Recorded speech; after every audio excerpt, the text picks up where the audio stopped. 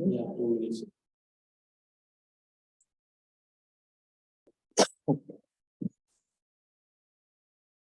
Namo tassa bhagavato arahato samma sambuddhassa. Namo tassa bhagavato arahato samma sambuddhassa. Namo tassa bhagavato arahato samma sambuddhassa. So now we are covering the first section of the 6th chapter, dealing with the skillful means, how to get into the meditation of shamatha and vipassana. And we have explained yesterday the 3 stages of vipassana. These 3 stages are based on the distinction between the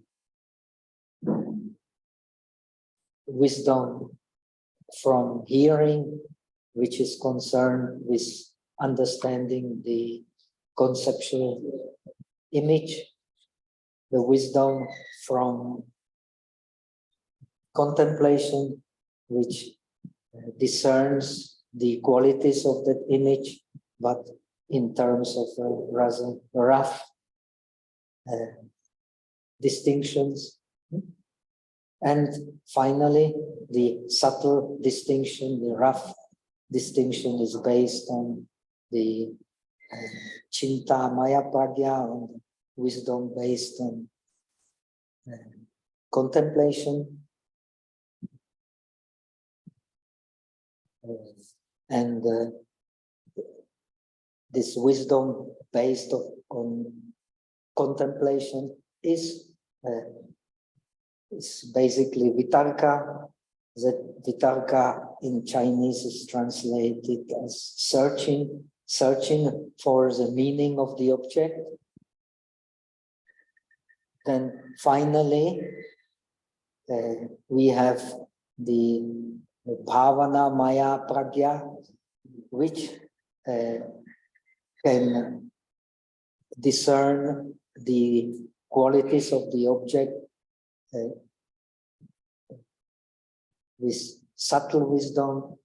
For the subtle wisdom, you need a subtle distinction. We are talking about vipassana. Vipassana is based on clarity of the object. Without the clarity of the object, we cannot practice vipassana effectively. And the clarity of the object is then attained in the samadhi of vipassana, which finally opened the gate to the anashrava jnana, to the knowledge free from inflow and outflow of impurities from the mind and into the mind from the objects. So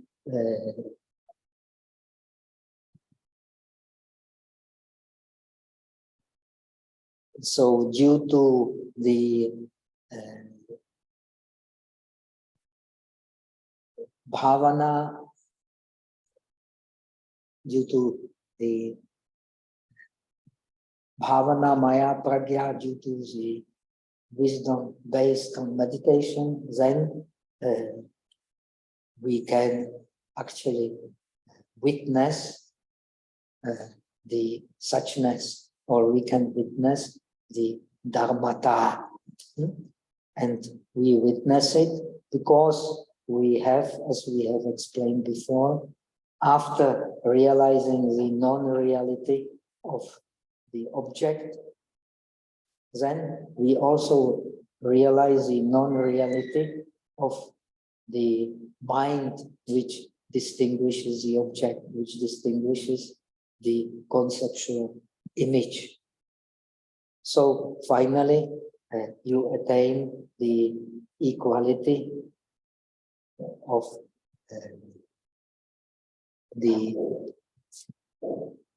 based on the understanding of the suchness. And after understanding of the suchness, the wisdom based on distinctions will be the Prishtalabdha Jnana, the realization after attaining the basic knowledge of the suchness. So this Prishtalabdha Jnana Hota Je, as it is called in Chinese, then enables the Bodhisattva, here we are explaining the path of Bodhisattva, to study the worldly subjects without being, so to say,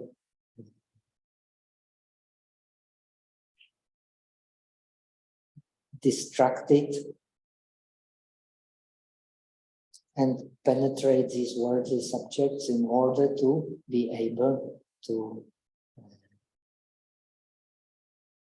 benefit oneself and others equally. This is the idea of the Bodhisattva path.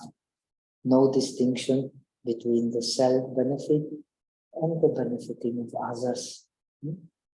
This is a very difficult task. So according to the Bodhisattva Bhumi of the Yogācāra Bhumi Shastra, one has to study such this beside the inner knowledge, the knowledge of yoga. One has to study also logic, one has to study etymology, one has to study medicine, one has to study arts in order to benefit oneself and others equally, with keeping the Mula Jnana, the basic knowledge of the suchness. This is the ideal, and this ideal can only be practiced on the base of these three kinds of wisdom, which grow parallelly, as will be explained later in the text, and especially in the Yogācāra Bhumi Shastra. The Bodhisattva, he equally penetrates the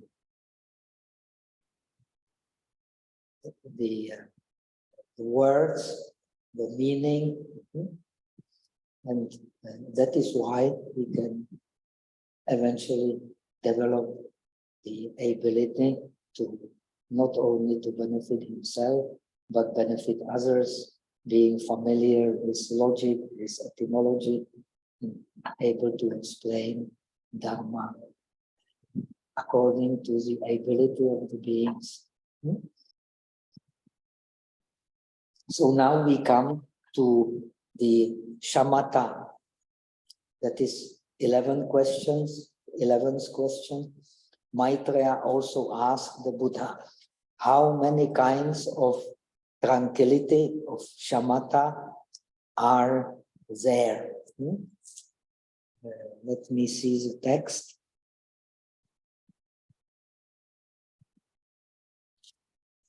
So the Buddha replied,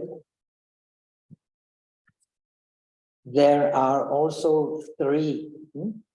So this is very important to understand. So we use the same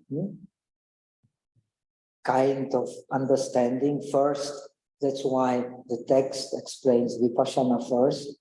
First, you have to have a conceptual image. If you don't have conceptual image, you cannot practice shamatha, you cannot practice vipassana. So like 5 aggregates in this tradition is also a conceptual image. And you can use it for shamatha, you can use it for vipassana. So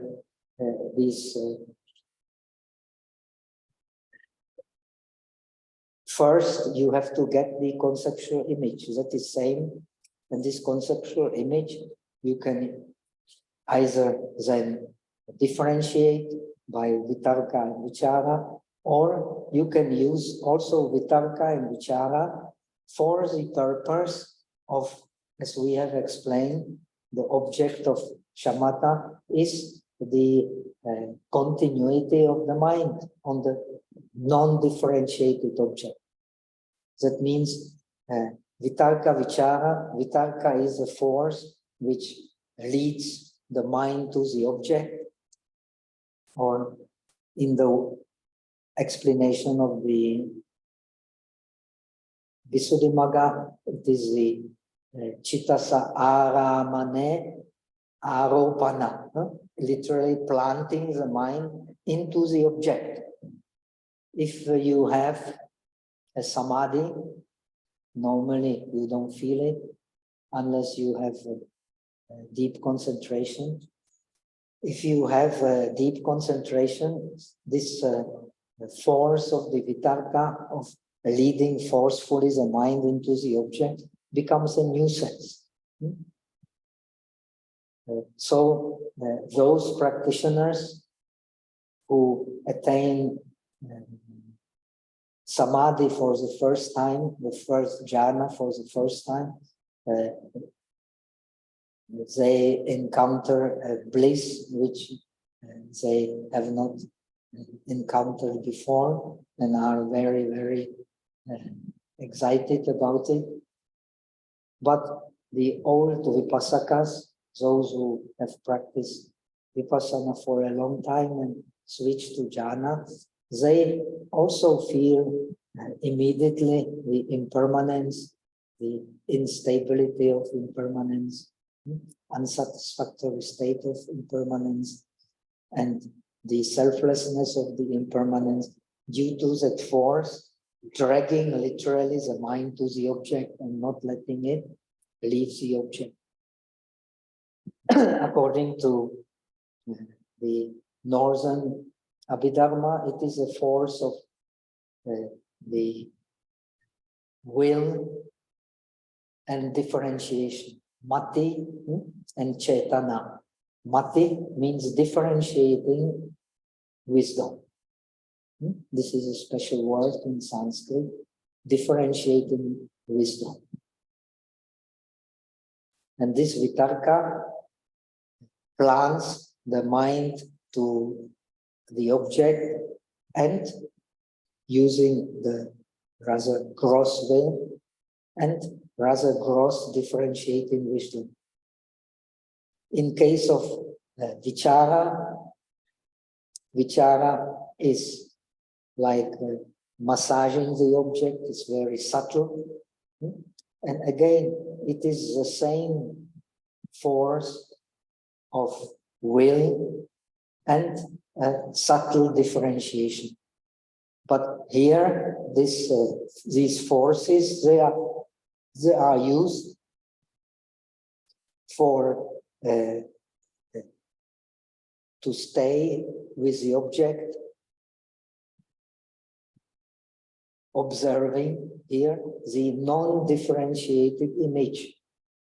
It does not indulge in, or does not engage in chinoti, as we have explained, in investigating the own characteristics, special characteristic of the object, either in sense of whatever has a form is formed by the four elements.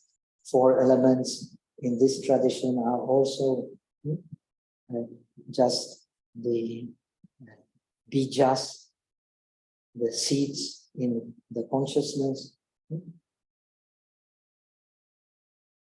And especially in the non-dualistic meditation, understanding that this mental image is nothing but the mind.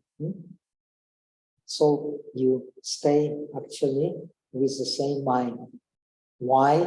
Because you don't also change your perception and sensation. Your perception and sensations, which is called the chitta samskara, the formation of the mind, they remain the same. If the perception and sensation remain the same, the mind, the differentiation of the object also remain the same, but your mind turns to the same object and your effort is to stay with the same object. That's how you go into the dhyana, if you wish. So we have the same three kinds.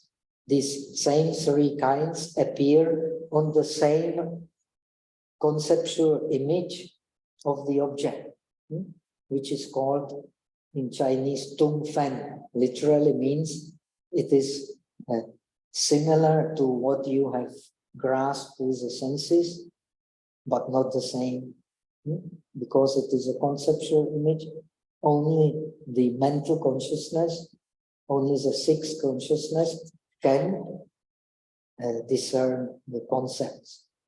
The visual consciousness and so on, they cannot discern concepts.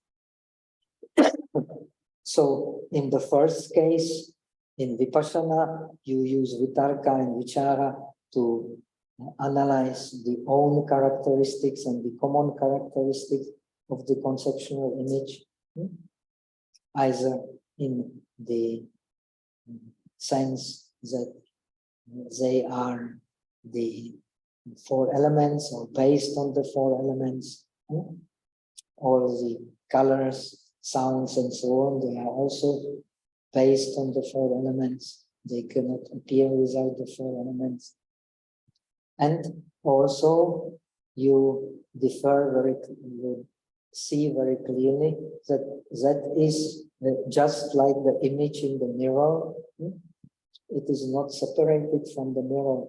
It is of the same material as the mirror, namely the mind. So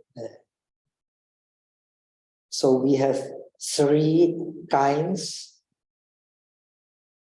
corresponding to the uninterrupted mind in the observation.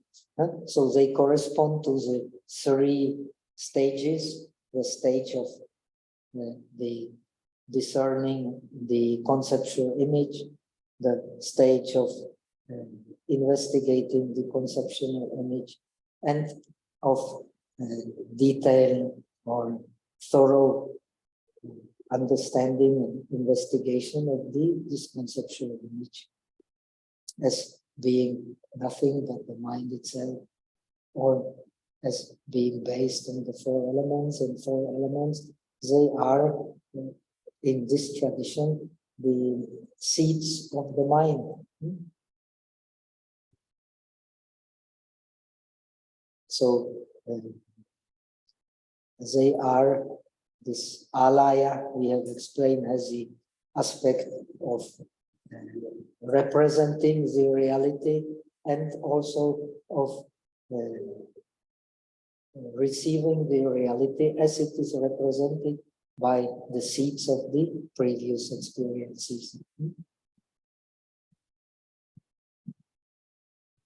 And it lasts because the mind has dwelling.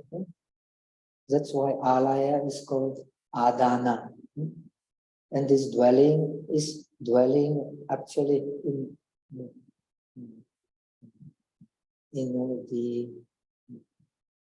this subjective and objective aspect of the mind. So next one, there are also 8 in the Agama, Abhidharma tradition, both Abhidhamma and Abhidharma, Abhidharma Kosha and so on. You have the classical enumeration. The shamatha is explained as 8 samapatis. The first, second, third, fourth dhyana in the subtle forms, and the first, second, third, and fourth dhyana in the formless. And you practice them step by step.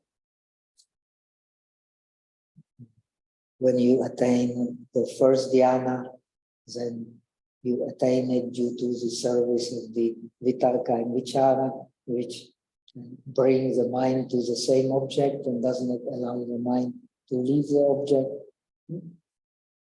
Then when you see the inconvenience of these forces which drag the mind to the object and which do not let the mind leave the object, they are the forces of the will and of differentiation. And these forces become troublesome if you want to go to the deeper stages of appeasement. So when you see that there are disturbance in appeasement, you go to the second dhyana. First dhyana is characterized by the 5 dhyana angas or jhana angas, the vitarka, vichara, priti, sukha, ekagrata. And now you have dropped the vitarka vichara, so you can go into the second dhyana, which has only, from the Abhidharma point of view, only the 3 aspects. They have priti remains, the sukha remains, and of course the one-pointedness of mind is to be there. So in the Yogācāra Bhumi Shastra, we always differentiate that which causes the dhyana. For first dhyana, it is vitarka and vichara. That which is the responsible for the benefits of the dhyana. In first dhyana, it is what is we practice shamatha because we want the pure happiness. Shamatha is a state of pure happiness. In this pure happiness, there is no place for defilements. As long as one is in dhyana, the defilements do not arise. So this is the benefit of the dhyana. Of the first dhyana, it is the joy and happiness. In the second dhyana, again, it is a joy and happiness. And the cause of the dhyana is the adhyatmika prasada, which prasada is explained as a faith. Because you leave the vitarka vichara, you have deeper concentration, so your faith in this practice is deepened and your mind becomes much more subtle. So the faith itself is defined often as prasada, or as in Abhidharma Kosha, as actually prema, as love, love for what you're doing. When you are in dhyana, you really enjoy what you're doing. These rough forces are not there, and the bliss is deepened. Then when you see the excitement of the bliss, you can drop the bliss and go into the third dhyana, which is free from this joy, which you can translate as bliss also. And it is much more stable. So why this first and second dhyana, they are called the sa, priti, sukha. The third dhyana is sukha devoid of priti. And in Chinese it is called anla. Anla means the stable happiness. The happiness without joy is a stable happiness, is a peaceful happiness. Because when you see this excitement of the joy, then you can drop it. If you don't see excitement of the joy and the inconvenience of the joy, you cannot drop it. Now you see it, it is an obstacle to meditation, so you can drop it and attain the highest possible happiness in the world, which is the third dhyana. It is a paradox because we practice shamatha to have happiness. But in the fourth dhyana, there is no happiness. But there is happiness. How to call it? The happiness of upeksha. When you have attained the fourth dhyana, you attain the happiness of equanimity. This happiness of equanimity is still more subtle than the happiness of stability, of peace. So, in the fourth dhyana, there is neither pleasant nor unpleasant sensation, and this state is very stable, and as we shall see later, that's why it is called nirvana sadrisha. It is similar to nirvana because there is no place for attachment to the sensation. In nirvana also, no place for attachment to the sensation. So it is happiness of detachment. Nirvana is also happiness of detachment. Difficult to describe. For lack of better description, the scriptures use these terms. Once you have the fourth dhyana, so you can contemplate the inconvenience of the form. If you contemplate the inconvenience of the form, you can go to the endless space. If in endless space you contemplate the mind, which cognizes the endless space, and you turn your attention to that mind, you can go to endless consciousness. When in the sphere of endless consciousness you contemplate the absence of space in this endless consciousness, you can come to the most subtle concept, which is the concept of nothingness. But it is the nothingness of something, nothingness of the space in endless consciousness. And finally, when you turn attention to the mind, which observes this most subtle concept, the concept of nothingness, then you attain the bhava agra, the highest and the most subtle perception, which is neither perception nor non-perception. So these are the 8 classical samapatis which represent the training in shamatha, as described in Abhidharma. Now, this training is important because the Buddhist cosmology is based on this training and on these experiences. But for the non-dualistic understanding of the mind, they are not a necessity. But usually in the scriptures, when you read the agamas, when you read the nikayas, before explaining vipassana, Buddha always explains either the 4 dhyanas into the subtle form or these 8 samapatis. Then he explains vipassana. Why? Because once you are in these subtle states, you can observe the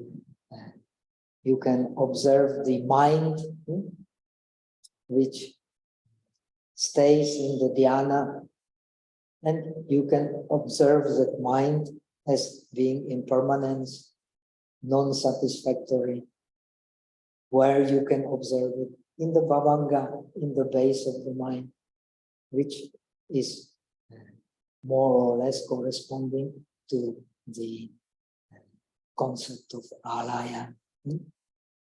Normally, you cannot see alaya or cannot see bhavanga, but when you're in the dhyana and you turn attention from the object of the dhyana to the mind which perceives this object, you will see the same object at the base of your mind. Then you can also see the mind which goes to that object, and this is the best way to practice vipassana, to analyze that mind. Analyzing mind means analyzing the mental factors which form the mind. First, analyzing these factors of the dhyana or causes of the dhyana, and then you can analyze all the other factors which are in that mind. Of course, the explanation of these factors is different in Sarvastivada tradition and in the Yogācāra tradition, in the Theravada tradition. Yet, why these differences can be clearly explained on the base of Yogācāra. These different cetasikas, they are also conceptual images. If somebody does not explain to you what are these mental factors, you will not be able to identify them. So you can explain them in a different ways, and according to the explanation, you will then see. So this is a fact which is very important to understand, which shows that these mental factors and the analysis of the rupa is actually based on conceptual images. And these conceptual images, they are the tradition. And the tradition continues because the teachers continue to explain in this way or in that way. But finally, the aim of this analysis is the same: to realize the suchness, to realize nirvana. So this is very important to understand.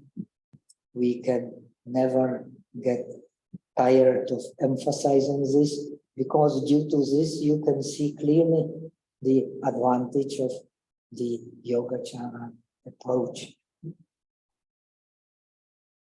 So again, there are also 8, 1 in each stage. So that means each and every stage,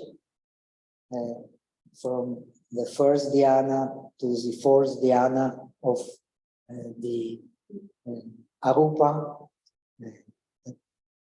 they represent 1 kind of samadhi. So 8 kinds of samadhi, or 8 kinds of the samadhi bhavana. As we have seen before, in this tradition, the shamatha is explained as the 9 abodes of the mind. 9 abodes of the mind on the inner object. This inner object is nothing but the conceptual image. Very important to understand. And the 9th stage, 8th stage, as we have seen, is called samadhyati. 8th stage is called ekoti karoti. One has to get into one-pointedness of the mind. With the one-pointedness of the mind, with the habit of practicing one-pointedness of the mind, one goes to samadhi and practices anabhoga manasikara. effortless attention. The non-dualistic meditation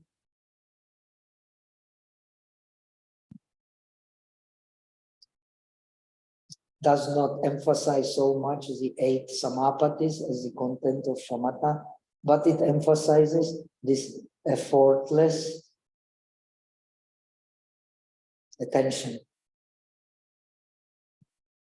When you study Zen, when you study Dzogchen, when you study Tantra, you study first of all effortless attention to the object which you can use either the mind itself, the mind which has, as we will see, the mind which has no object, or you can use the devices which brings you to the idea of pure land being the mind. Many such devices. Finally, the Mahayana meditation, or the meditation of the Bodhisattva, is the meditation on the pure land. This is common, more or less, to all the Mahayana tradition, because the pure land is this mind which does not stick to the object.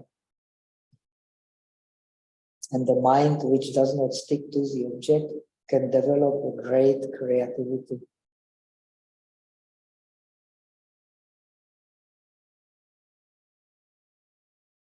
Why? As the Dhammapada says, the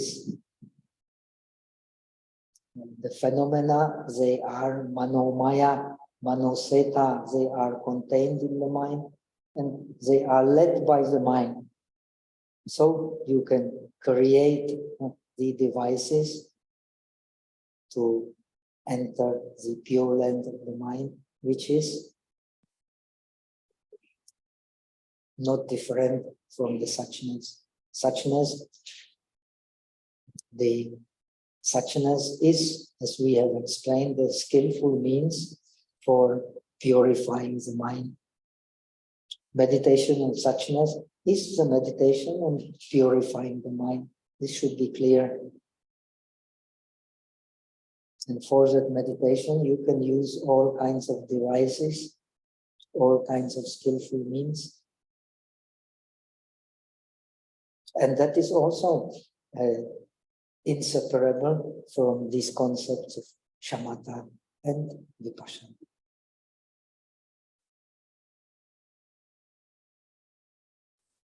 And then, very important here, then he, same like Abhidharma Kosha, same like Visuddhimagga, same here, same in other scriptures, beside these 8 attainments, which are traditional content of shamatha, you have 4 immeasurables.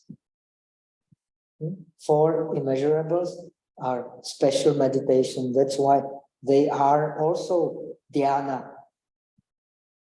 They are, if you succeed in them, you will enter dhyana. But it is a very special dhyana. That's why they are enumerated separately. In the Majjhima Nikaya, you will find the Attha Nagaraka Sutta. Very interesting. This Attha Nagaraka Sutta takes place after the parinirvana of Buddha. After the parinirvana of Buddha, his great disciple Ananda, who was among all the disciples, the closest friend of the Buddha, always in his presence. He was also his close relative. Ananda meets this great practitioner who is Tachako. Tachako means the one who works with the wood, is carpenter. Who is a carpenter.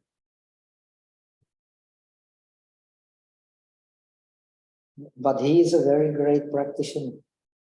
He is said in the commentary to be Anagami. The Buddha, when Buddha passed to Parinirvana, Ananda was only a Sotapanna. So his attainment is higher than that of Ananda. But Ananda has much deeper knowledge of the Dhamma. So he asks the Ananda, this carpenter, while Buddha was with us, what are the amata dvara? What are the gates of deathlessness? That means gates to nirvana. Deathlessness is another word for nirvana, that the Buddha has taught during his life, that you have witnessed. And Ananda replies, to the best of my knowledge, while Buddha was alive, he taught 11 gates to deathlessness. Ekadasa amatadara, which 11? The 7 samapatis, because the commentary explains in the bhavagra,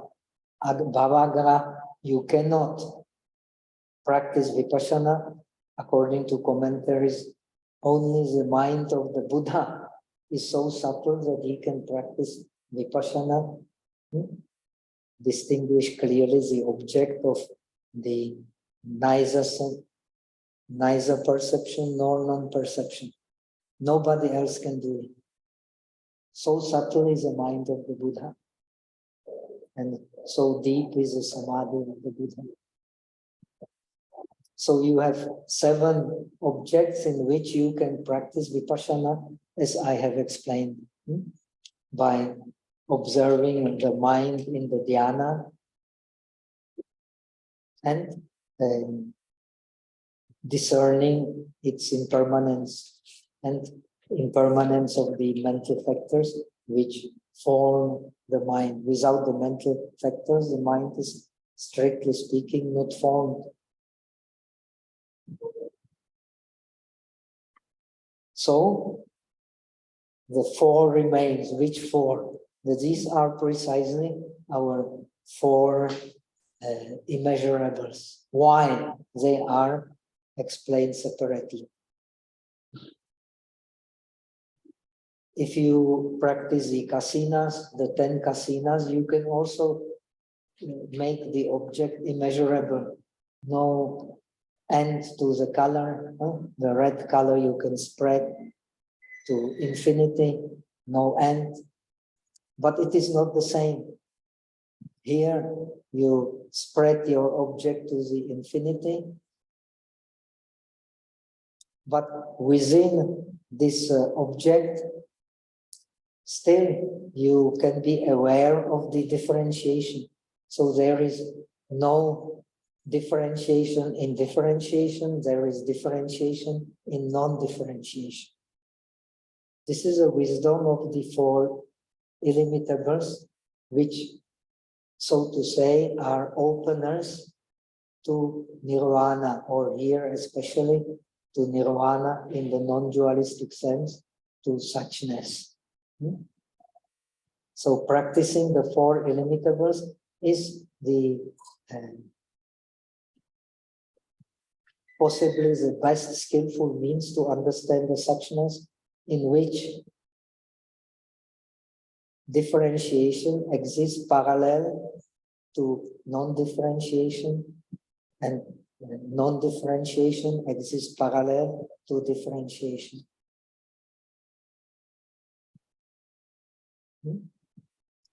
So that is why, because of this special wisdom of not abandoning the differentiation completely, but to join the idea of non-differentiation with the idea of differentiating, not undifferentiating with the idea of non-differentiating. The man is man, woman is woman, the God is God, the human is human, but they are objects of the same Maitri, same Karuna, same Mudita, same Upeksha.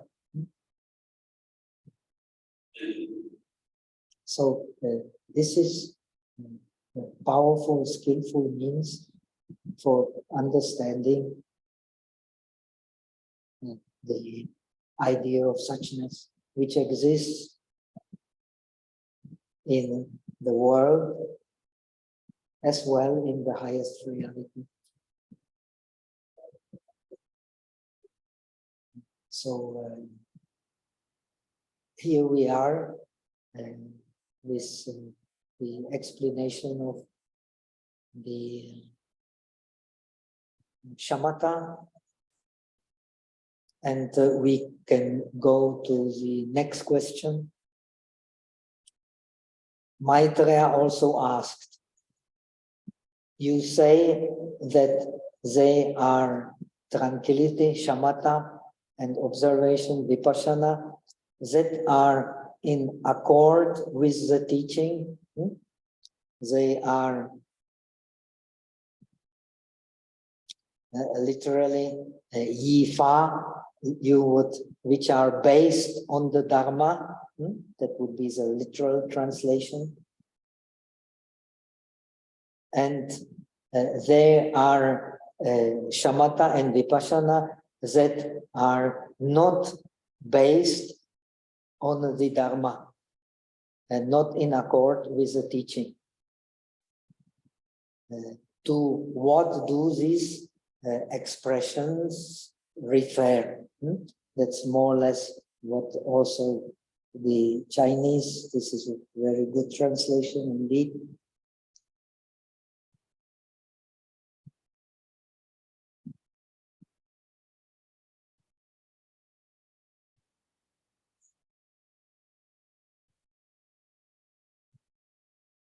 So let us see what the Buddha replies.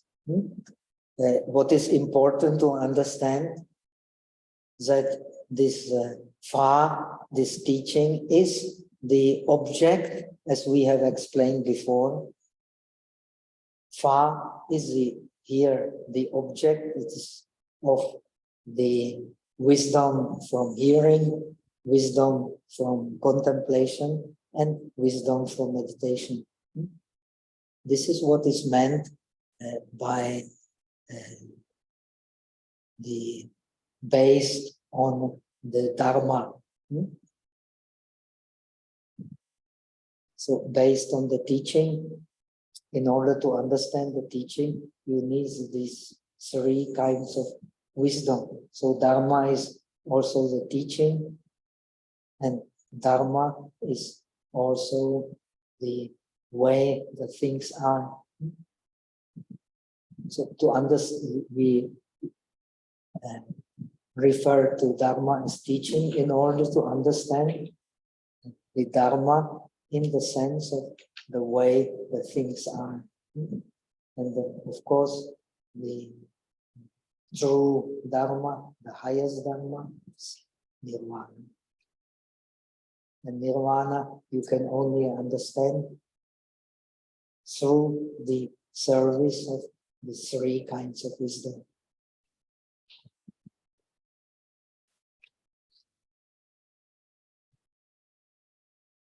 The Buddha said, if the Bodhisattva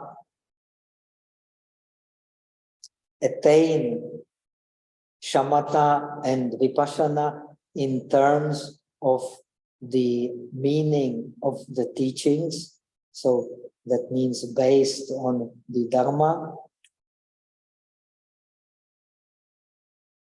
they have previously received and pondered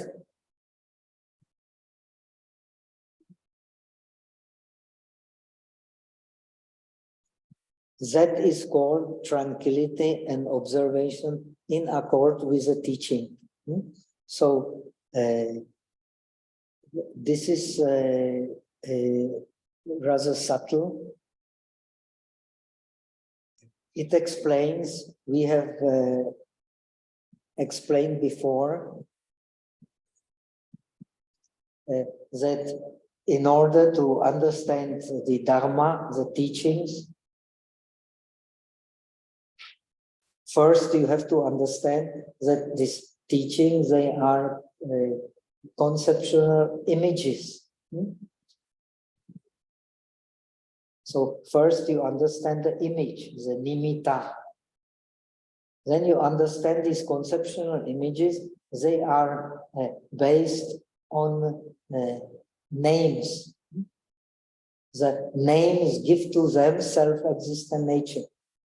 But nothing in the world, no Dharma in the world has a self-existent nature. This is how you understand suchness, by understanding that no Dharma in the world can have self-existent nature.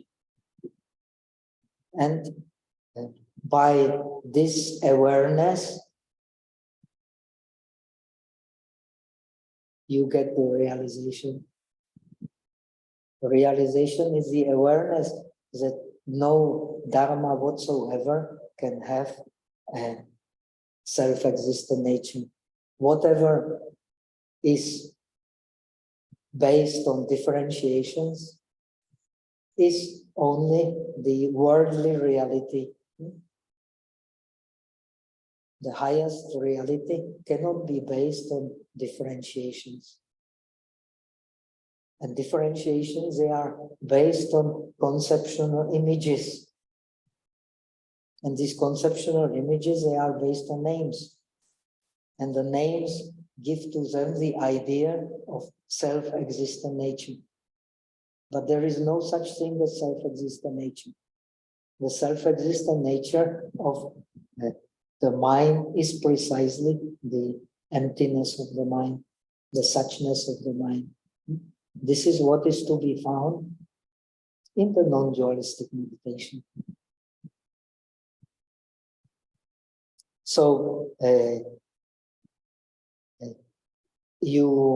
they have previously received, that is the wisdom from hearing, and pondered, that is a wisdom from Chintamaya Pradya, from contemplation. Pondered means contemplation. Contemplation is explained in Yogācāra Bhumi Shastra as weighing in the mind. When you weigh in the mind, you are practicing the wisdom of contemplation. When you have well weighed in the mind, then you can have subtle understanding of the meaning of the object. Then on that object, you can practice the samadhi.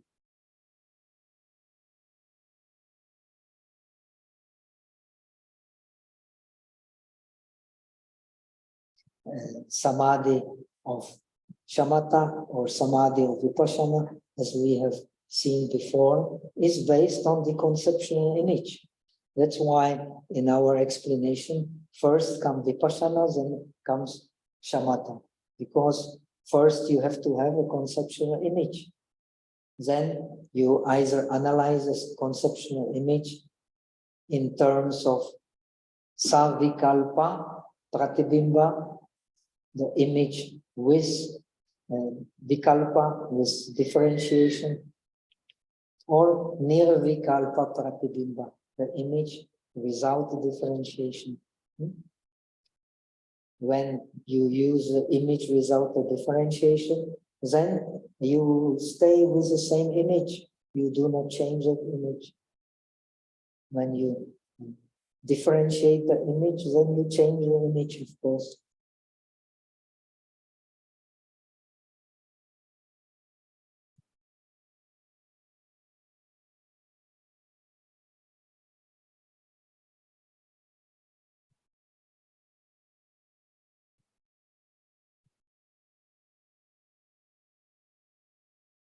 So ultimately, in this tradition, actually, it is different from the traditional explanation.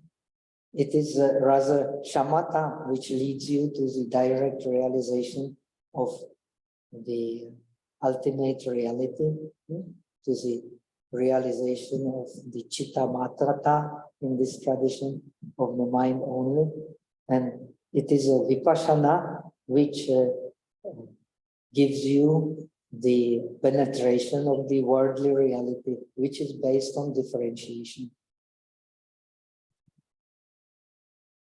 And this worldly reality you differentiate in accordance with your conceptual images, which are different from different categories of beings, very different from different destinies in the 6 or 5 destinies, or gatis, the way that function in samsara, or the different karma.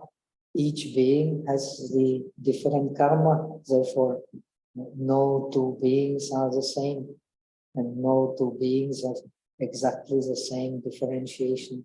Always there are slight differences.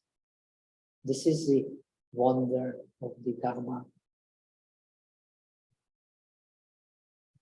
So that's why the Abhidharma Kosha describes the karma as loka vaichitriyam, the incredible variety in the world. Is incredible variety of the mind. Because in this tradition, the world is the manifestation of the mind. And this is in accord also, in a way, with the teachings of the Agamas. So that we have explained.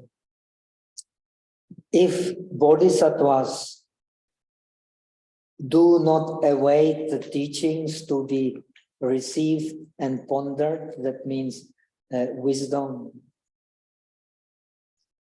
the wisdom from hearing and the wisdom from contemplation, but just rely on instructions of others, that means on the deshana, on the rules which the others explain, and attain shamatha and vipassana in terms of their meanings, such as, for example, contemplating the decay and putrefaction. That means contemplating the asubha, the non-beautiful object, either in terms of it turns to be blue. In Chinese, it's called qingyu, means it translates as decay, but actually turning blue. The body, when it dies, then first inflates and turns blue color, or green color in Chinese, the same, and then becomes pus. So this is Then other different stages of decay. This is asubha. Asubha, as you may know, there is a saviññānaka asubha, aviññānaka asubha. There is asubha on the living persons, the 32 or 36 parts of the body, and the asubha on the corpses. Here is mentioned the asubha on the corpses, or inconsistency of all conditioned things. That means anitya, of the painfulness of conditioned things, of the dukkha, of everything that is impermanent. He says inconsistent. It is his special translation. Then of selflessness, of anatta, of all phenomena. Actually, anatta is of all the phenomena here means the anatta of the composed of the Samskrita, and also anatta of the Asamskrita. Not everything is anitya, not everything is impermanent, because nirvana is not impermanent. But everything is, without exception, is selfless. No exception to that. Nirvana is the conditioned and the unconditioned. They all selfless. So that's why selflessness of all phenomena.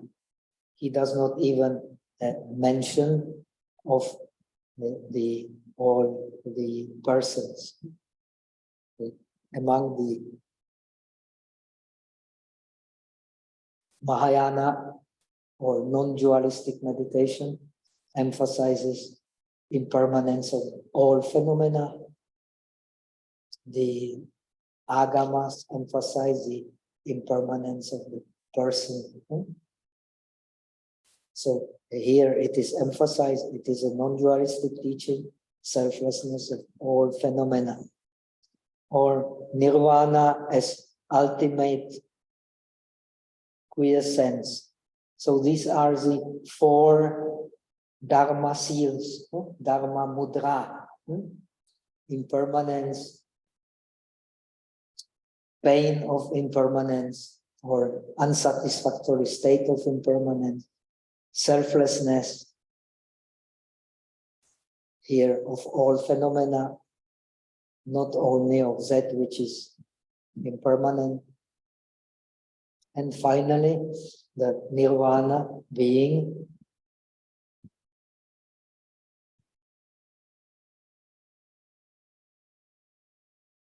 the quintessence.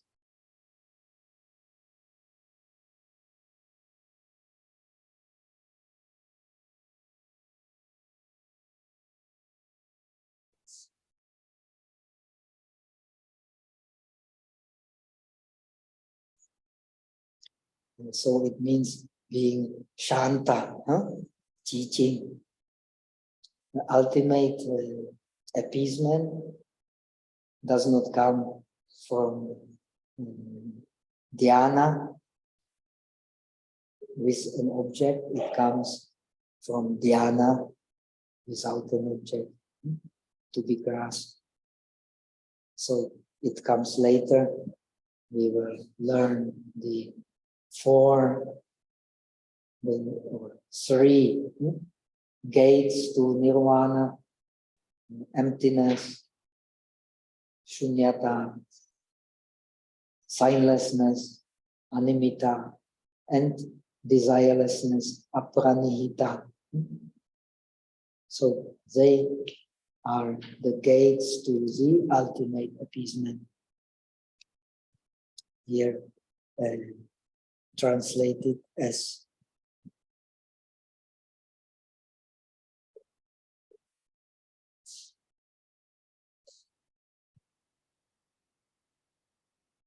ultimate quintessence. Such shamatha and vipassana is said to be not in accord with the teaching.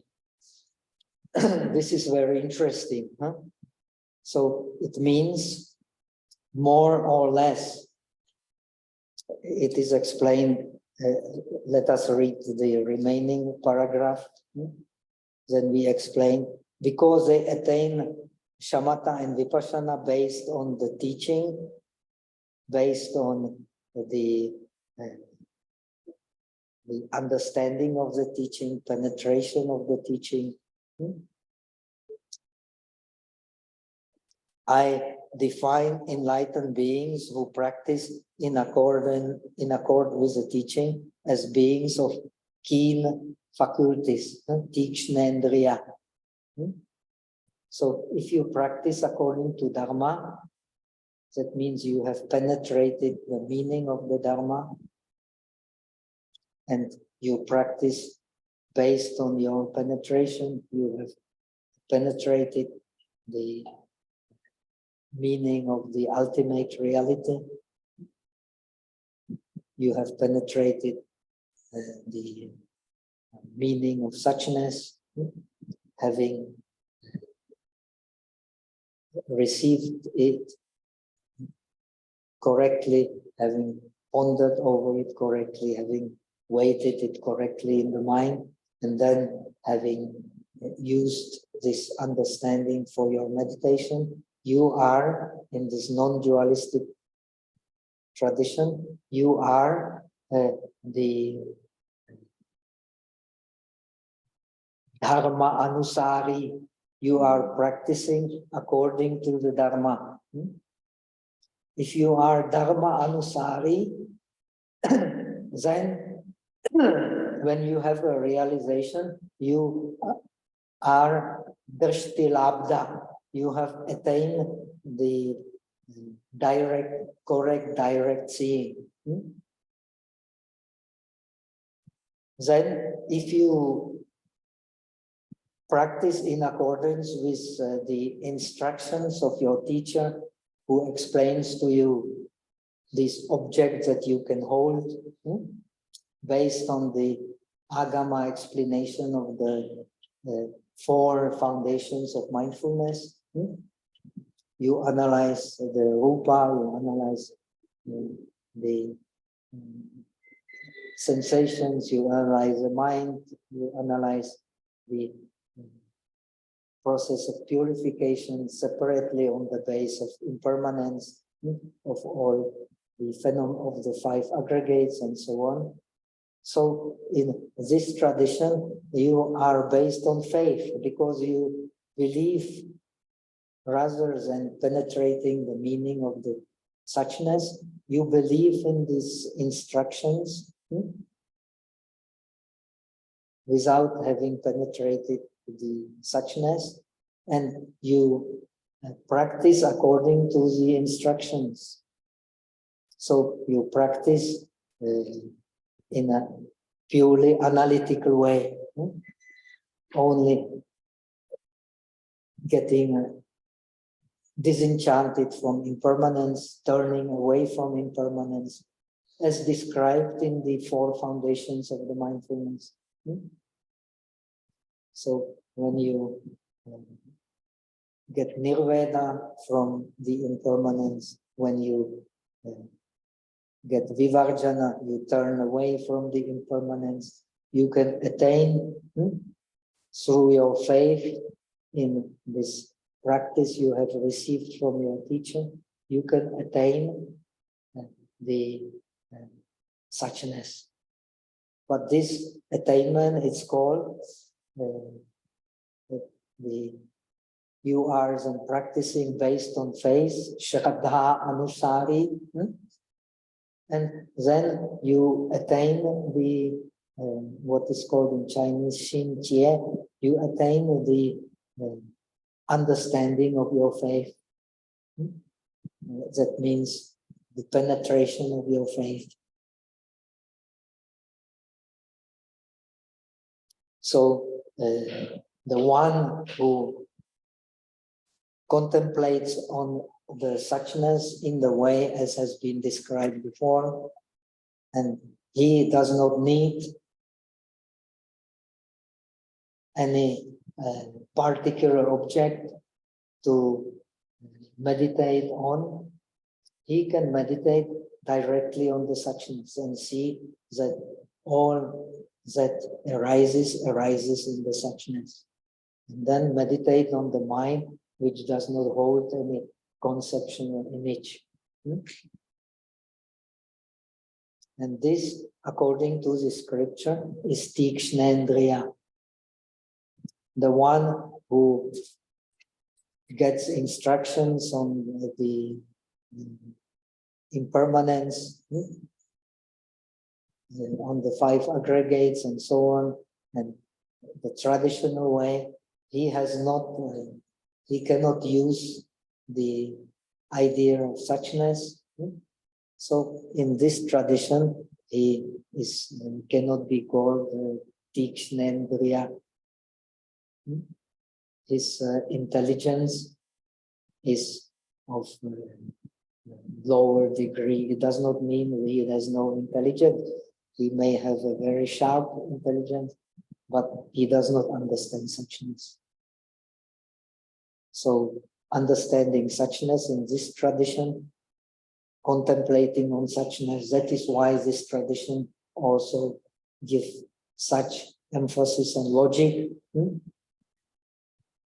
You contemplate in some traditions like a Gelu, even you don't need necessarily to develop any deep samadhi. Just by deep contemplation on the suchness, you can get approach closely to the realization of the Bodhisattva journey. So they spend a lot of time on dialectics and understanding of the suchness, and always test themselves in this understanding and see all their obstacles. Without obstacles, we cannot practice in terms of this understanding of suchness. So they do not, the ideal of a bodhisattva who is supposed to be, don't take it literally, supposed to be of the Tikshnendriya, of the sharp faculties. He does not avoid the obstacles. He learns from the obstacles because they are for him the means to get a better understanding of suchness. This is the idea. So eventually, due to this better understanding of suchness, he can stay in samsara, learn from all kinds of inconvenient situations in samsara, and not leave, stay in samsara without giving rise to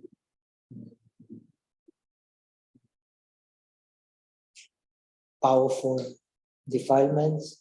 And due to compassion, he never leaves samsara until the samsara and nirvana will, as we have explained, merge into one reality.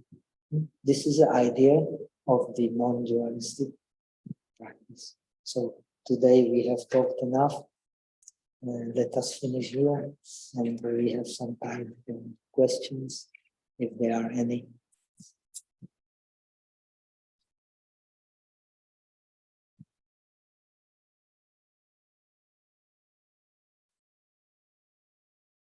So we have finished with the question number 12.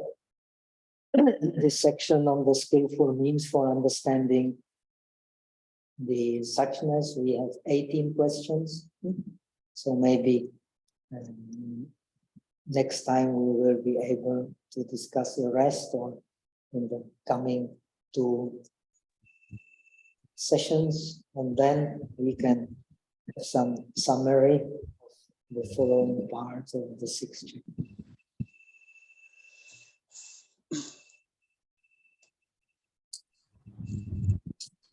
Any questions?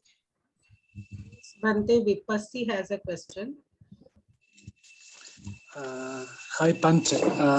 Well, I have lost a great part of the class today, so unfortunately I have to wait up to the upload to YouTube. So maybe you have answered this.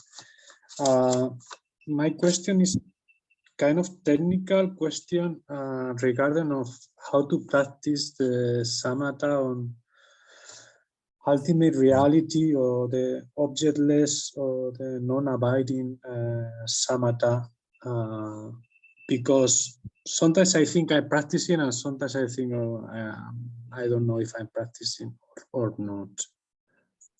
So I don't understand your question. What is your question? Samatha on objectless samatha.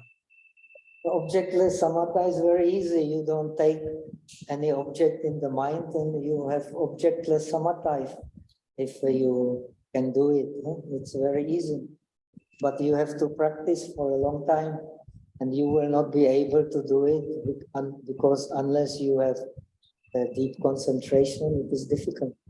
Try. Where is a mind where you don't take any conceptual image at all? Where is the mind? Investigate.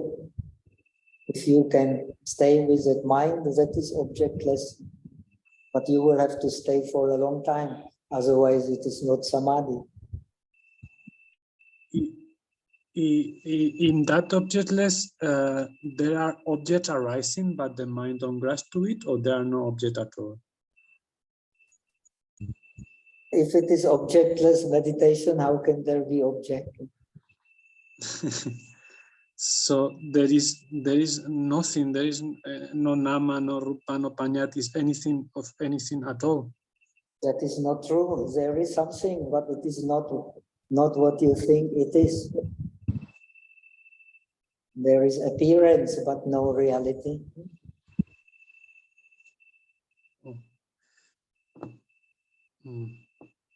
Okay.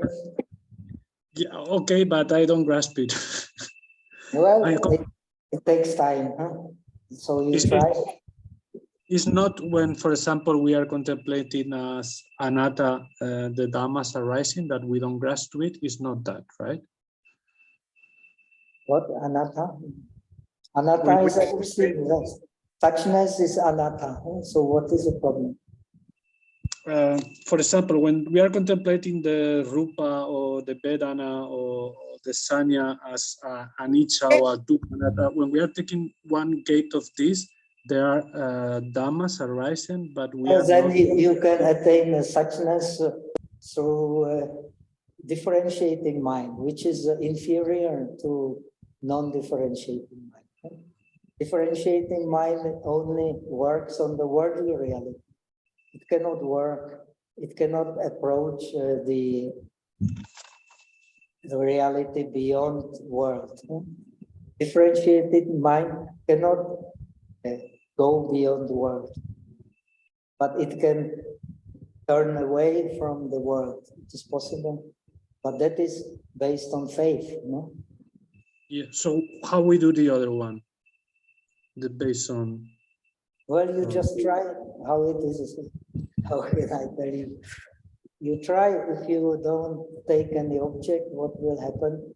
You concentrate on that mind which does not take object and see what will happen. Try. Okay.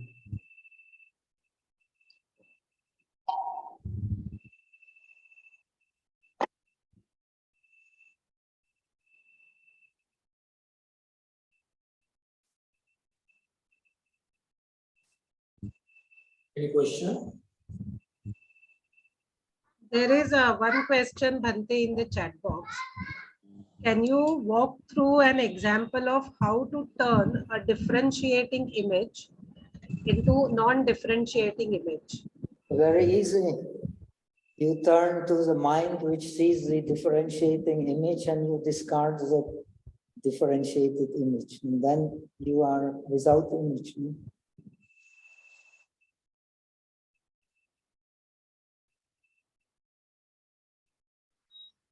Okay, I hope the question was asked by Raymond Wong. So if there is any further question, they can ask.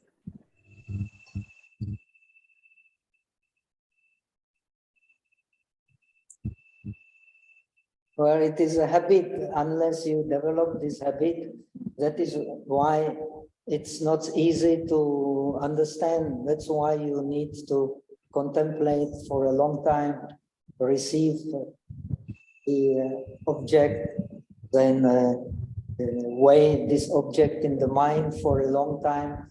Let your mind be accustomed to the non-dualistic meditation. Normally, in daily life, we don't use this non-dualistic meditation. So you have to prepare your mind for it. Unless you prepare your mind for it, it will not, it's not easy to understand.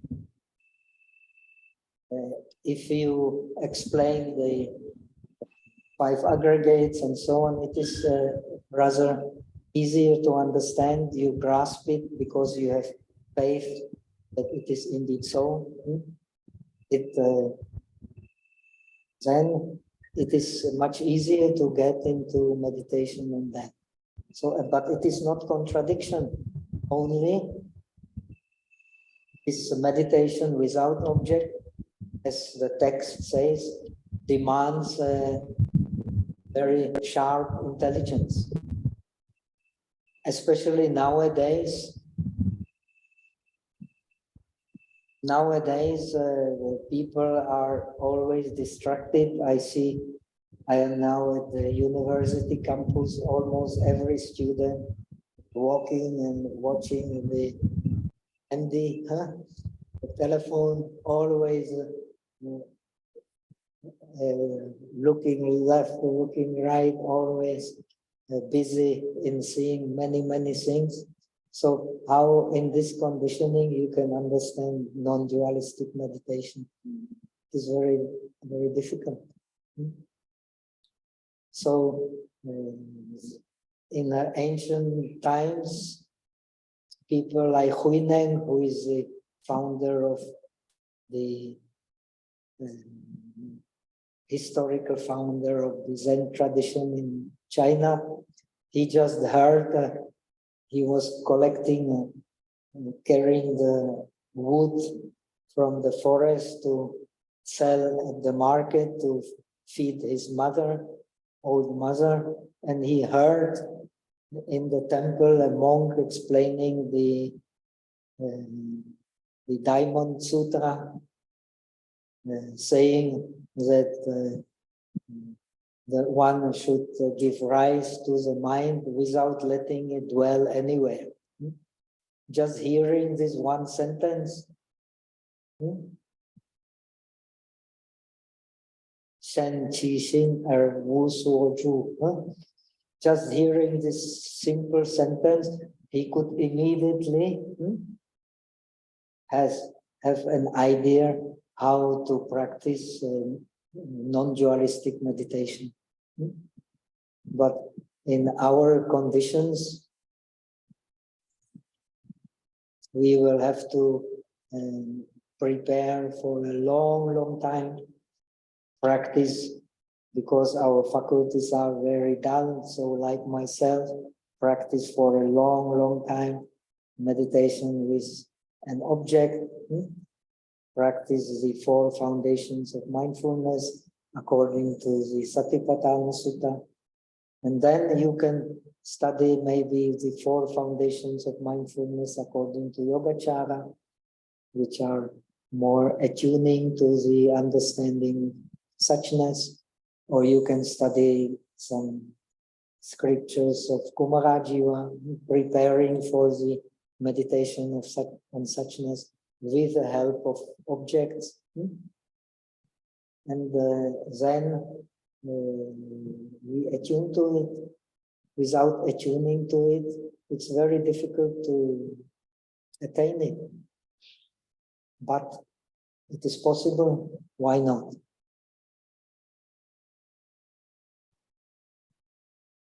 It is possible, but for us of dull faculties, it will take time. If you are Huineng, maybe you can realize very fast. I am not Huineng. I hope some of you may be. Okay? Any other questions?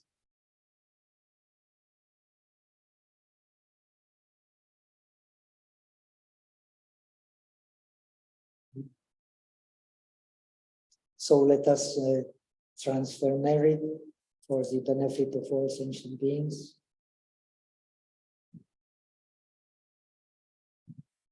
愿你自功德普济一切，我等一众生皆空成佛道。May the merit of today's practice spread to all beings, so that we attain the state of Buddha. Om Namo.